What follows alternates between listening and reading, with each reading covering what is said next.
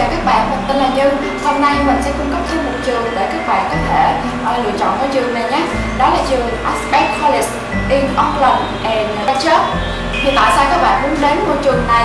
Đó là vì lý do với hơn 20 năm kinh nghiệm giảng dạy, Aspect là trường học lý tưởng để các bạn có thể nâng cao trình độ tiếng Anh với các mục đích khác nhau và phù hợp với khả năng của từng người. Từ học tiếng Anh phổ thông, tiếng Anh business cho tới việc học chuẩn bị cho thi chứng chỉ IELTS hay là TOEFL. Trường còn có các khóa học dành cho người từ 50 tuổi trở lên.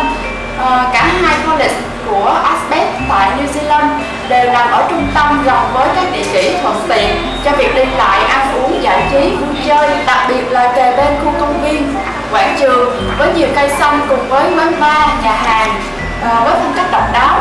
Đội ngũ giảng viên có kinh nghiệm cùng các nhà chuyên trách sẽ luôn dành cho học sinh sự quan tâm và giúp đỡ đặc biệt, tận tình. Môi trường học tập thân thiện, dễ chịu, tạo cho các bạn học sinh niềm thích thú và thoải mái khi học tại trường. Trường luôn cung cấp đầy đủ cơ sở và vật chất tạo điều kiện cho học sinh có thể học tập và tiến bộ nhanh chóng.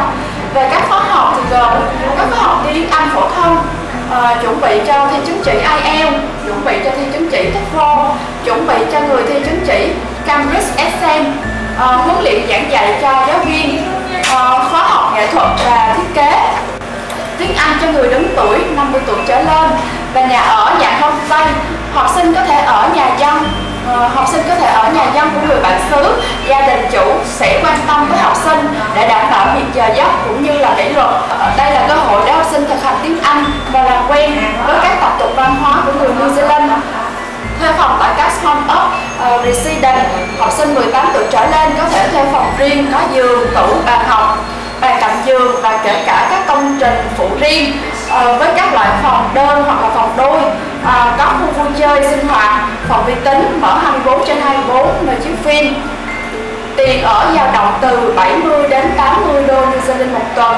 Và để biết thêm thông tin, các bạn có thể liên hệ trực tiếp công ty Tân Đại Dương theo địa chỉ 148/1 Trần Văn Khải, phường Tân Định, quận Nhất, hoặc liên hệ theo số điện thoại 0838484879 để được biết thêm chi tiết.